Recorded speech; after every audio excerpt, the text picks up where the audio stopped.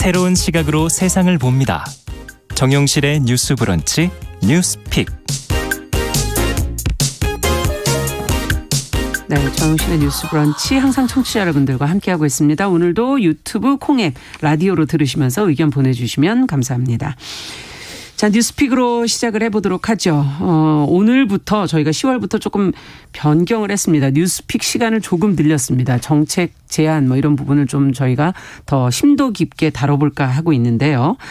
월요일과 수요일은 변함없이 이 두 분과 함께합니다. 전혜연 우석대 개공 교수님 어서 오십시오. 안녕하세요. 전혜연입니다. 네, 조으론 변호사님 어서 오십시오. 네, 안녕하세요. 조으론입니다.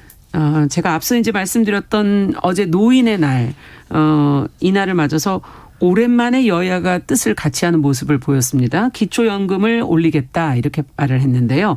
어떤 내용들이 언급이 된 것인지 조 변호사님께서 먼저 좀 정리를 해 주시죠. 네, 여야가 어제 모처럼 한 목소리를 냈는데요. 노인의 날을 맞이해서 현재 만 65세 이상 소위 하위 70%를 대상으로 월 30만 원 지급되고 있는 기초연금을 월 40만 원으로 인상하겠다라는 데 목소리를 모은 겁니다. 네. 일단 여당인 국민의힘 측에서는 기초연금을 40만 원까지 단계적으로 인상하는 안을 추진하고 있다. 네. 약자 중심의 복지 정책을 통해서 어르신들이 어려움에 빠지셨을 때 국가가 삶의 버팀목이 되드리겠다라고 발표를 했습니다.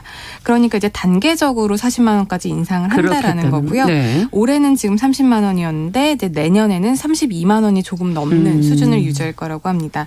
윤석열 대통령 같은 경우에도 대선 후보 당시에 기초연금 월 40만 원을 공약으로 내세웠었고요. 네. 당선 이후 100대 국정과제에도 그 노인 빈곤 완화를 위해서 기초연금을 단계적으로 인상하는 방안을 포함시켰습니다. 그런데 더불어민주당도 이에 대해서 찬성하는 입장입니다. 네. 그런데 다만 국민의힘과 조금 의견이 다른 부분은 월 40만 원으로 올리겠다. 그리고 대상을 모든 노인으로 확대하겠다라는 건데요. 민주당에서도 지금 이 올리는 안에 대해서 조금 내용상의 차이는 있습니다. 그러니까 일부는 단계적으로 40만 원까지 올리겠다. 그리고 지급 대상을 모든 노인, 지금은 소득으로 봤을 때 70%를 지급하는데 모든 노인으로 지급하겠다라는 거고요. 일부에서는 당장 내년 1월부터 40만 원으로 올리고 모든 노인에게 지급하겠다. 이런 안들이 지금 나뉘고 있습니다. 그런데 결론적으로 현 정부건 그 야당 측이건 40만 원으로 인상을 하는 데는 지금 뜻을 모으고 있는 편이고요. 일단 이렇게 정치권뿐만 아니라 어르신들로 구성된 비정규직 노동자 단체 인 노년 아르바이트 노조가 있습니다. 여기에서도 65세 이상 모든 노인에게 동일한 기초연금을 지급하라라고 촉구를 한 바가 있고요. 또 기초연금 인상과 연계한 국민연금 개편에도 반대를 하면서 현재 기초연금법을 노인수당법으로 개정을 하거나 기초연금법을 폐지하고 노인복지법에다가 노인수당 지급 항목을 신설하라고 요구를 함으로써 어떻게 보면 더불어민주당에서 지금 제기하고 있는 안보다 조금 더 혁신적인, 조금 더 진보적인 입장을 취하고 있는 단체들도 있습니다. 그렇군요. 그런데 기초연금 확대하는 것은 어떻게 보면은 뭐 국가가 국민을 보호한다라는 측면에서는 좋을 수도 있는데요. 이게 일단 복지 예산으로서 지급을 하는 거기 때문에 그렇죠. 우리나라가 과연 예산 그리고 재정 부담, 재정 부채 비율 관련해서 건정성에 대한 우려의 목소리가 나오고 있고요. 또 지금 이렇게 40만 원으로 인상한다라는 것 자체가 2024년에 있을 총선을 두고 그렇죠. 단순히 노인들의 표심을 잡기 위한 것이 아니냐. 여러 가지 재정적인 방안에 대한 근거라든지 재원은 마련을 해두고 있는 것이냐. 이런 비판적인 목소리도 나오고 있습니다. 네. 지금은 좀 먼저 큰 내용부터 해서 좀 작은 내용으로 좀 가보도록 할 텐데요. 노인 빈곤의 문제를 해결해 보겠다는 그 의도는 양쪽 당에서 다 좋지만 지금 말씀해 주신 재정 건전성의 문제 실현 가능성이 있느냐 이런 지적도 있고요. 지금 이 부분은 어떻게 보시는지 두 분 말씀 좀 듣고 싶네요. 일단은 노인복지가 시급한 문제이냐에 대해서는 대부분이 공감을 하고 있습니다. 왜냐하면 올해 65세 이상 인구 900만 명이 넘어서 전체의 17.5%고요. 17.5%. 2025년도에 20.6%입니다. 네. 5명 중에 1명이 65세 이상 고령화 사회니까 예. 이 문제를 복지제도와 어떻게 연결시킬지에 대한 논의는 꼭 필요하겠죠. 그리고 그 한 방법이 지금 기초연금입니다.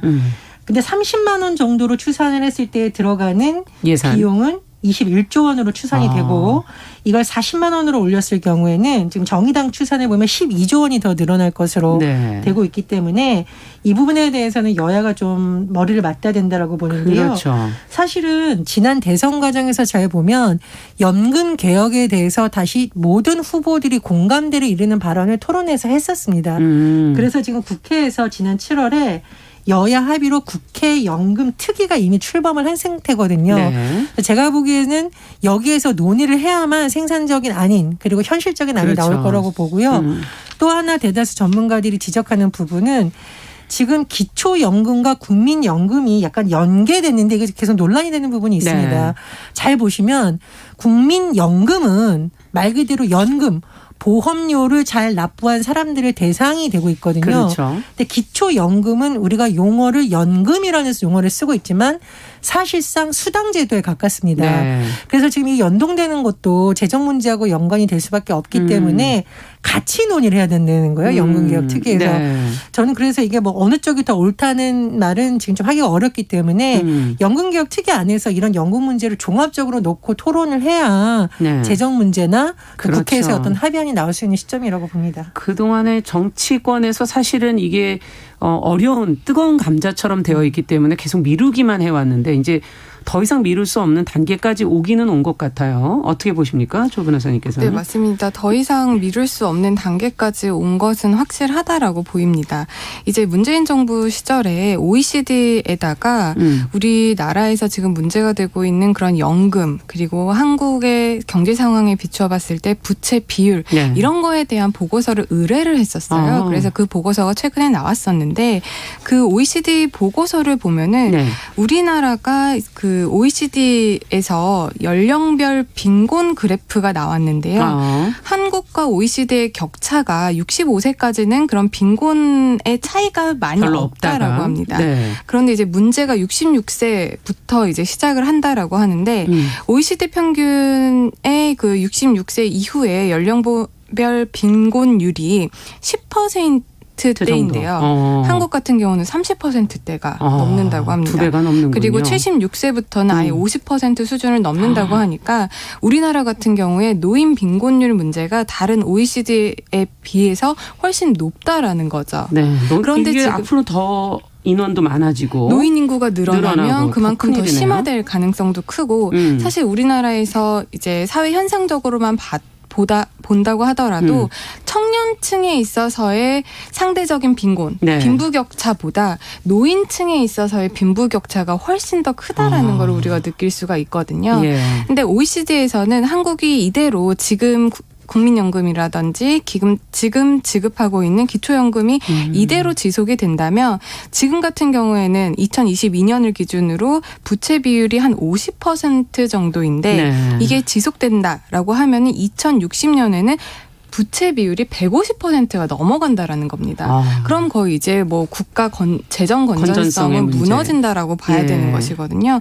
그렇기 때문에 OECD에서 이번에 발간한 보고서에서 그런 한국의 부채 비율을 좀 줄일 수 있는 해법으로 제시한 것이 뭡니까? 기초노령연금의 수급자 수를 줄이고 지급액을 늘리라는 겁니다. 이 말은 무엇이냐면 지금 빈곤율이 우리나라가 한 43% 정도거든요. 네. 근데 기초연금은 70%에게 지급을 하고 있습니다. 너무 많은 층을 다루고 대상이 있는 너무 많다라는 넓군요. 거죠. 네. 실제로 빈곤하지 않음에도 불구하고 70%에만 해당을 하면 지급을 하고 있기 때문에 그렇기 때문에 이것을 빈곤율 을 대상으로 조금 더 낮춰서 대상은 줄이고 좁히고. 하지만 지급하는 액수는 액수는 늘리고. 늘리라는 거죠. 그렇게 해야 한국 부채 비율의 전망이 이제 좀 긍정적으로 바라볼 수 있다라는 보고서가 나왔기 때문에 이것은 우리나라에서 어떤 정치적인 색을 띄면서 보고서를 발간을 한 게 아니라 일단은 OECD에서 그렇게 권고를 하고 이렇게 보고서가 나온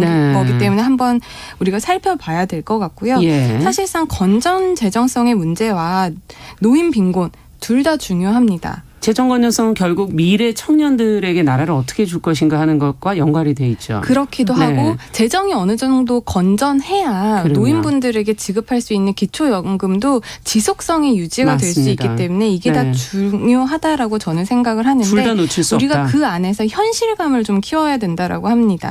생각을 합니다. 왜냐하면 이 재정 부분에 대해서는 누구에게나 다 지급을 하면 좋죠. 그리고 이미 지급한 대상을 줄이는 것은 사실상 굉장히 어려운 저항이 일이죠. 클 수밖에 없습니다. 그렇기 때문에 정부에서 지금 교수님도 지적을 하셨지만 7월 달에 그런 특위가 지금 출범을 했음에도 불구하고 지금 거의 3달이 지났는데도 회의가 한 번도 열리지 않았다라고 네. 해요. 그리고 위원장과 간사 차이의 입장 차이도 너무 극명하기 때문에 지금 이게 진행이 되지 않고 있는데 이 기초연금 문제 같은 경우에는 국민연금과 더불어서 우리가 개혁을 해나가야 된다라는 것에는 국민 대다수가 이제 공감을 동의하죠. 하고 네. 있는 입장이고 정부 입장에서는 우리의 재정이 이렇기 때문에 단계적으로 올릴 수밖에 없다. 아니면은 뭐 대상을 줄일 수밖에 없다라는 점을 충분히 소명을 해야 됩니다. 네. 국민들을 설득시켜야 되고요. 이해시켜야 되고요. 설명을 해야 됩니다. 그렇기 때문에 그런 일들을 지금부터라도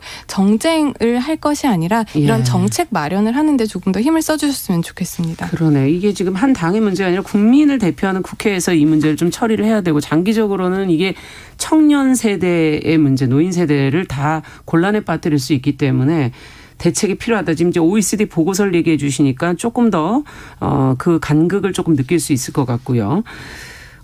기초연금법을 노인수당법으로 지금 뭐 개정하고 감액 기준을 없애라 하는 그런 요구들도 있는데, 그러니까 하여튼 법을 지금 바꾸라는 이유는 어디에 있는 건지 이것도 좀 얘기를 들어보고 저희가 감안해야 될 대목이 있는지도 좀 생각해 보고 싶거든요. 기초연금이 소득, 재산 수준, 부부 동시 수급 여부, 국민연금 지급액이 다 고려가 돼서 감액이 됩니다. 그렇죠. 근데 지금 노인 알바 노조라는 데서 문제점을 제기하고 있는 건 뭐냐면 이런 식으로 했더니 청소를 하는 노동을 하는 노인이라든가 뭐 가사 도우미를 할 수도 있고 일하는 그렇죠. 노인들이 오히려 30만 원에서 더 깎이는 걸 받고 있다라는 거예요. 왜냐하면 이분들은 소득이 있는 걸로 잡힌다는 거죠. 그 기준에. 그래서 이게 맞느냐 오히려 문제가 있다라고 해서 소득 기준 이런 거를 좀 없애고 수당의 개념으로 하는 게 어떻겠냐라는 겁니다.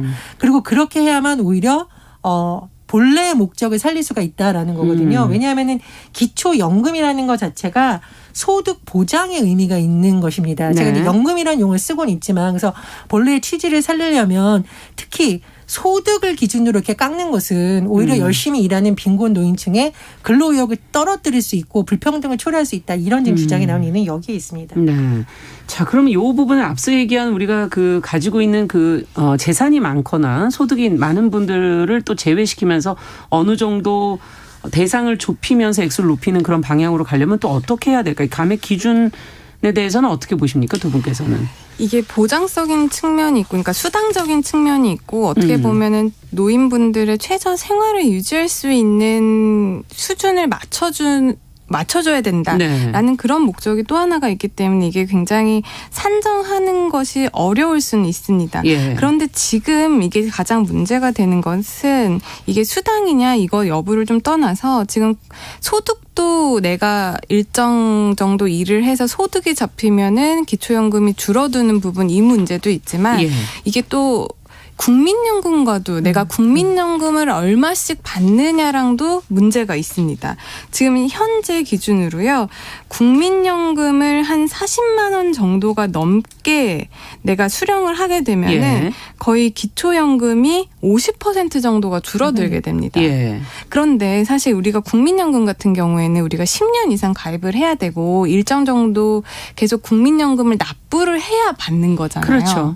그런데 이게 예전에는 기초연금 같은 경우가 10만 원이었다가 지금 40만 원까지 올라와 버리게 되면은 내가 국민연금을 굳이 안 내도 굳이 안 그러네요. 내도 나중에 예. 그냥 기초연금을 받으면 되지 이런 생각이 들 수가 있습니다. 네, 국민연금이라는 건 또 모두가 내므로써 더 사회적으로 보장을 나누어서 하려는 의도가 있는 건데요. 그렇죠. 그렇기 때문에 굳이 이제 국민연금을 내가 40만 원 타려고 내가 10년 동안 이걸 붓느니 그냥 젊었을 때 좀 편하게 살고 기초연금 40만 원 넣는다고 하니까 그때 가서 받겠다라고 생각이 들 수 있거든요.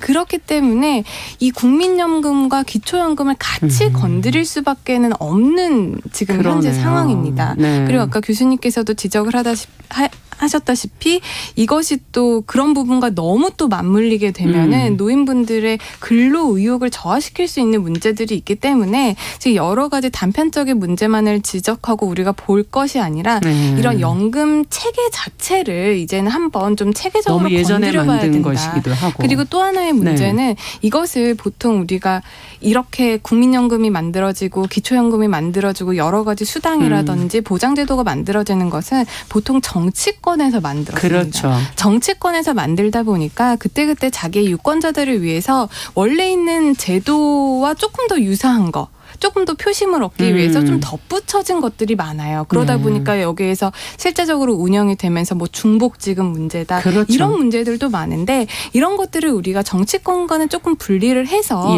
제3의 기관에서 전문가들이 이런 것들을 좀 한번 체계로 다 다뤄서 의견을 주고 같이 구조를 짜고 다시 체계적인 문제로서 우리가 건드려야 될 그런 시점에 와 있다라고 생각을 합니다. 근데 변호사님 말씀이 맞기는 한데 결국은 관련 법을 고쳐야 되는 것도 국회를 거쳐야 되니까요. 제가 국회 특위를 자꾸 강조하는 이유는 정의당 같은 경우에는 증세가 바탕이 되지 않는 복지 확대 재정이란 암초에 걸릴 수 있다. 그러니까 민주당과 약간 입장이 다른 거죠. 민주당의 제안을 환영하나 재정 논의를 같이 해야 된다는 입장에도 방점이 가 있는 겁니다. 그렇죠. 그리고 증세가 필요할 수도 있다. 이렇게 하려면 이 얘기거든요. 그러니까 결국은 단순히 연금 문제가 아니라 세금을 어떻게 걷느냐와도 연관이 될 수밖에 없습니다. 연결이 되는 거죠. 그렇습니다. 그래서 제가 이게 국회 차원에 중요하다는 것이 결국 증세든 감세든 국회를 거쳐야 되거든요. 그래서 교수님, 변호사님 말씀처럼 전문가들의 연구 결과도 중요하지만 이게 어떤 사회적 합의의 형태를 띠려면 국회를 또 통과를 해야 됩니다. 법제도를 만들어야 되니까. 그래서 저는 국회 차원의 특위도 빨리 좀 가동이 그런데 돼야 된다고 이제 봐요. 두 분의 말씀을 사실은 또 좀 조화롭게 만들어 본다면 전문가들이 그런 기본 틀을 여러 개의 형태로 짜주고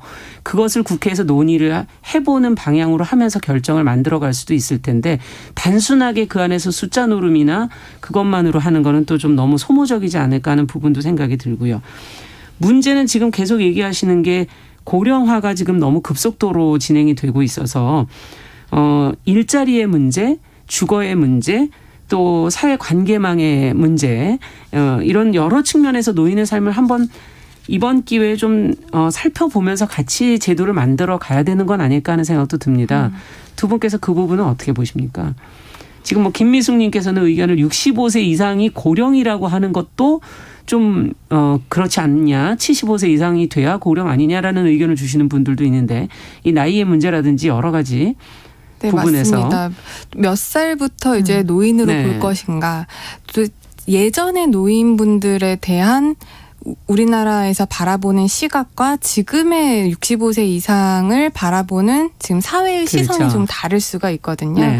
사실상 예전에 65세 이상이면 거의 근로할 수 있는 능력이 없고 사회로부터 많이 동떨어지고 이런 대상이었다라고 한다면 지금 65세 이상인 분들은 아직도 건강 상태도 굉장히 양호하시고 근로를 하려는 의욕도 강하신 분들이 많기 때문에 우리가 그 복지를 복지 측면에서 바라보는 노인 인구 연령에 대해서 우리가 다시 한번 사회적으로 재논의를 해야 될 필요성은 있다라고 생각을 하고요. 그리고 또 하나의 문제는 그 예전만큼 노인분들의 사회 관계망이 예전과는 많이 달라졌다라는 겁니다. 예전에는 노인분들이 주로 사회관계망이라고 한다면 가족이라든지 친인척에 국한되는 면들이 많았습니다. 그런데 최근에 이제 실태조사 자료를 한번 보면요. 그 과거보다 이제 자녀가 줄고 또 노인 단독 가구라든지 부부 가구가 이렇게 증가를 하면서 사회적 관계망 변화가 굉장히 뚜렷하게 변화를 하고 있다라고 합니다.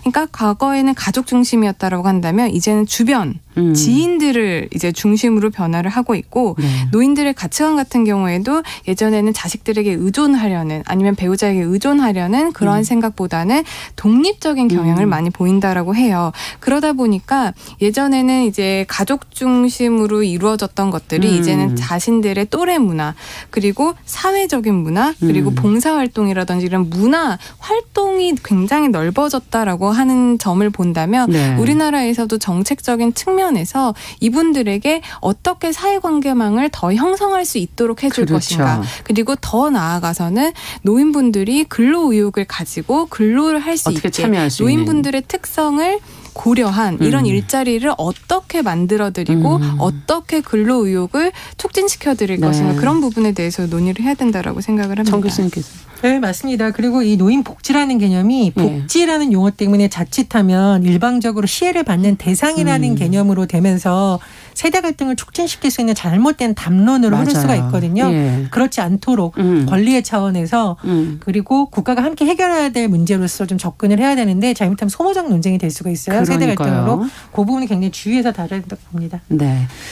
자, 오늘 뭐 연금 문제 저희가 앞으로도 계속 좀 다뤄보도록 하고요. 두 번째 뉴스로 좀 가보도록 하죠. 오세훈 서울시장이 취임한 뒤에 지금 시민단체의 ATM기가 지자체냐 하면서 지금 지원을 줄이겠다고 해서 여러 가지 논란이 되고 있는데 전국 예상을 지금 전수 분석한 보고서 내용이 나와서 방송이 되고 있어서 그 내용을 좀 정 교수님께서 간략하게 좀 정리를 해 주시죠. 예, 지난해 서울시에서는 지난 10년간 시 곳간 시민단체 전용 ATM기로 전락했다라고 비판을 한 바 있습니다. 네. 그래서 언론에서 전문가들이 펴낸 자료를 근거로 분석을 한번 해봤어요.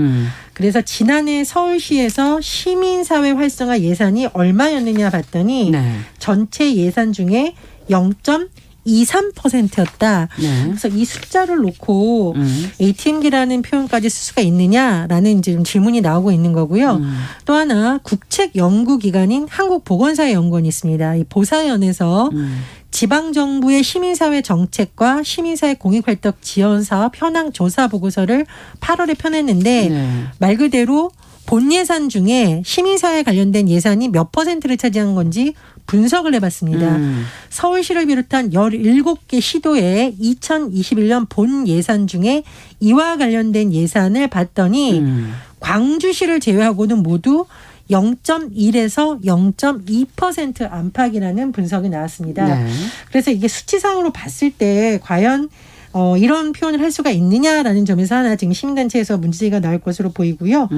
두 번째로는 이 연구진에서 강조한 바는 시민 참여, 시민사회의 협치에 필요한 정책 기조의 중요성을 강조하면서 지금 정치 권력이 교체됐는데 정책의 불안전성이 예측된다. 따라서 정책을 연속적으로 안정적으로 예측 가능할 수 있는 시기가 지금 매우 중요한 때이다라고 강조하고 있습니다. 네.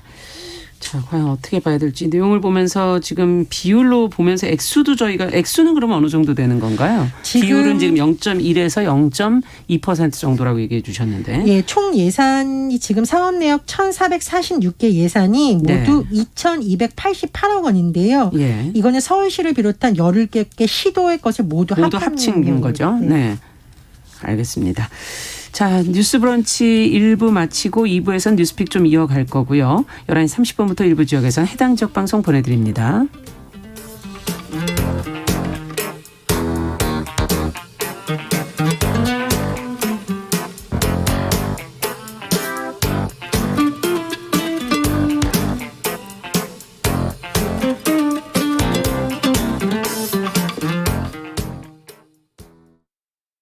지금 시각은 11시 30분입니다. KBS 여러분은 지금 KBS 1라디오 정용실의 뉴스 브런치와 함께하고 계십니다. 네, 뉴스픽 계속 이어가겠습니다. 지금 정 교수님께서 그 퍼센트와 비용 액수를 지금 얘기를 해 주셨어요. 시민단체 지원되는 예산.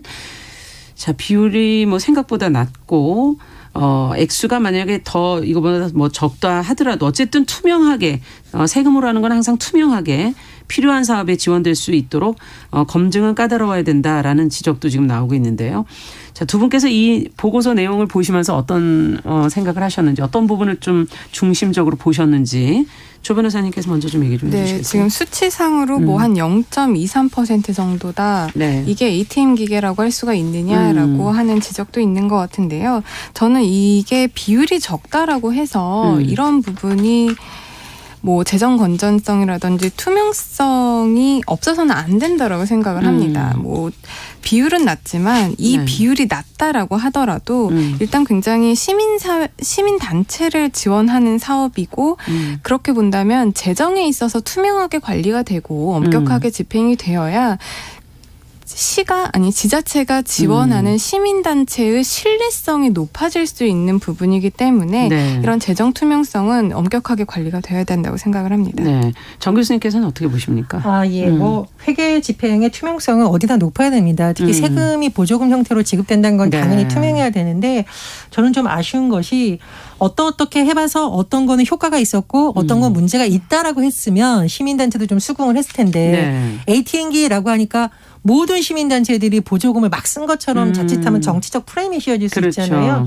조금 더 정교한 용어로 정확하게 짚어줬더라면 시민들도 뭐 정치적인 해석이 좀 줄어들고 관련해서 지적을 받은 단체들도 수긍하지 않았을까라는 좀 아쉬움이 들고요. 네. 두 번째로 우리가 시민단체가 하는 활동 자체가 정량적으로 분석할 수 있는 경우가 있고 정성적으로 분석할 수 있는 경우가 있다고 그렇죠. 생각을 합니다. 네. 특히 정성적인 경우에는 이 사업을 하고자 하는 취지하고 맞았을 때 우리가 잘했다 못했다를 할 수 있는 거지. 만약 거기에 다른 잣대를 들이대서 평가를 한다면 문제가 생길 수가 있잖아요. 그렇죠. 그러니까 감사를 하거나 여러 가지로 투명성을 우리가 감시할 수 있는 건 있는데 다만 그 잣대를 들이댈 때 이 지원 목적에 정확하게 맞느냐를 가지고 감사를 해야 네. 감사 대상도 받아들일 수 있다. 그렇지 않았을 경우에는 굉장히 정치적으로 대립구도만 좀 격화될 수 있다. 좀 그런 우려가 있습니다. 네. 지금 이제 뭐 지난 8월에 민간 위탁 규정 뭐 개정한 것도 보도된 적이 있고요. 마을 공동체 사업 간판을 내린다는 보도도 이제 최근에 나오게 됐는데, 자, 그렇다면 이제 이 투명성을 높이기 위해서 지금 평가 기준인 지원 목적에 맞아야 된다라고 정 교수님께서 말씀을 해 주셨는데, 정말 필요한 것 어떤 것들을 마련을 해야 될지 기준을 두 분께서 얘기를 해 주신다면요. 민간 위탁 규정을 이제 개정을 한다거나 아니면 그 서울 마을 공동체 종합지원센터 사업을 이제 끝내기로 한 거, 이것들이 사실상은 여기에 어떤 특혜가 있었다. 일정 단체에 특혜 의혹이 있었다. 이런 것에서부터 지금 비롯돼서 이런 것들이 지금 진행이 되고 있는 거지 네. 않습니까? 그런데 사실상 이렇게 시민단체를 지원을 하는 것은 시민단체라는 그 특성상 정부 지원이 반드시 필요하다라고 생각을 합니다. 네. 그렇지 않으면 시민단체들이 자생적으로는 살아갈 수가 없는 부분이거든요. 네. 그렇기 때문에 사실 우리나라에서 예전부터 계속 그 시민사회를 지원하기 위한 여러 가지 법령들이 있었는데 이런 것들이 정권이 바뀌면은 그런 정치적인 어떤 편향된 색을 띤 단체들이 특혜를 받거나 이런 부분에 있어서 이런 문제점이 발생을 했다라고 봅니다. 그렇기 때문에 이번에 여러 가지 규정이나 뭐 규칙들을 개정을 하고 손을 볼 때 네. 이런 특혜 의혹이 생기지 않고 공정한 그런 심사라든지 여러 가지 사업이 진행될 수 있는 그 틀이라든지 가이드라인을 좀 중점적으로 손을 봐야 되지 않을까 그런 생각을 합니다. 네. 어떻게 보세요, 정 교수님께서는? 그러니까 제가 가장 우려하는 것은요. 우리가 어떤 감사를 하거나 어떤 단체에 대해서 평가를 할 때 전체 모든 활동을 비판하거나 비난하는 식으로 가면 저항이 너무 크고 그렇죠. 그동안 잘했던 부분까지 다 훼손이 될 수 있다라는 겁니다. 그래서 감사위원회를 통해서 하건 새로운 규정을 만들던 조례를 만들던 예전에 있던 뭐 어떤 성과를 다 뒤집어라는 거 정책으로 보이면 안 되는 거고요. 네. 정확한 근거를 갖고 해야 되는 거고 예를 들면 언론 보도를 보니까 서울시의 청년 활동 공간 사업에 대해서 인지율이 35%다. 운영 효율이 떨어졌다고 지적을 한 바 있다라고 하는데 네. 이 청년 활동 공간 사업 자체가 청년들이 취업에 매몰되지 않도록 하는 조례를 근거로 했다는 겁니다. 그러니까 이걸 우리가 평가할 때 인지도가 몇 %니까 잘했다 못했다 한다는 건 좀 문제가 있다는 지적도 네. 나오고 있거든요. 그러니까 제가 말하고자 하는 부분은 투명성이라는 부분에서는 시민사회 대부분이 공감할 것이지만 지금 진행되고 있는 방식이 정치적으로 혹시 오세훈 시장에 대해서 비판적인 시민단체와 각을 세우려는 것처럼 보이면 안 된다. 그 점은 거듭 강조하고 싶습니다. 네, 그리고 저도 한 가지 말씀드리고 싶은 게 이렇게 시민단체를 지원을 하겠다 아니면 뭐 지원을 축소하겠다라는 것이 네. 사실상 근거라고 할 수 있는 법이 아직 제정이 되어 있지 않습니다. 네. 지금 국무총리 소속의 시민사회위원회를 폐지하겠다라고 이제 입장이 나왔는데 이 시민사회위원회가 어떤 근거 법에 의해서 마련이 돼 있는 것이 아니라 시민사회 발전과 공익활동 증진에 관한 규정 이라는 어떻게 보면 시행령의 근거에서 그렇군요. 지금 굴러가고 있는 거거든요. 예. 그렇기 때문에 이런 시민사회 단체와 관련한 기본법이 좀 만들어진다면 그러네요. 정권이 바뀐다고 해서 이렇게 또 뭐 폐지가 된다, 지원을 한다 이런 것이 아니라 좀 근거법을 여야가 합의를 해서 만들어두고 그 안에 어느 정도의 기준이라든지 그런 여러 가지 체계적인 것들을 좀 넣어둔다면 이렇게 정권이 그러네요. 바뀔 때마다 소모적인 논쟁은 좀 덜할 거라고 생각을 합니다. 네.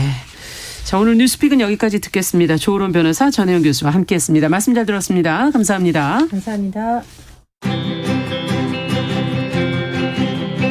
누군가는 아깝다고 생각할 우리 사회의 다양한 비용들과 푼돈들, 삶의 전선에서 최선을 다하고 살아가는 우리의 모습도 제